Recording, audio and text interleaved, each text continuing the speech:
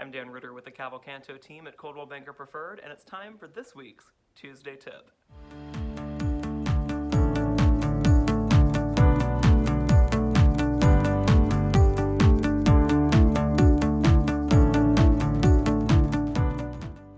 For this week's Tuesday Tip, we're talking about ways to avoid wire fraud.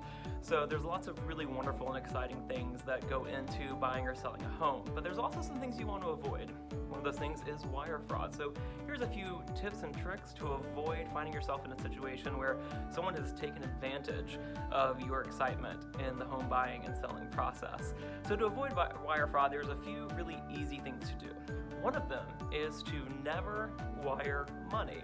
Now that's not doable for everyone, but a lot of times certified funds in the form of like a certified check or something of that nature can help you avoid having to actually wire any money. That's a surefire way to make sure that the money gets into the right hands at the right time. If you are going to wire money, you need to make sure you have all the information you need to do so. So make sure you have the correct routing number, if you need a SWIFT number, ABA codes, whatever those things are that you need, make sure they're correct. Second, never wire funds without directly talking to the person they're going to immediately before wiring.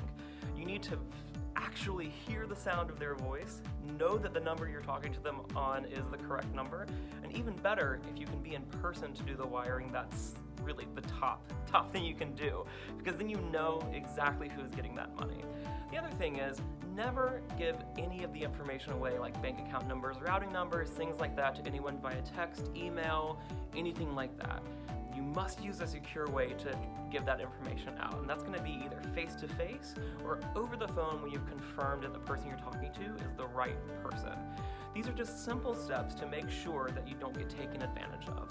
You don't want that, $100,000 to disappear into the wrong account. And so looking through those steps is really important. It's also really great to make sure you're working with a reputable title company when going through the process of purchasing or selling a home.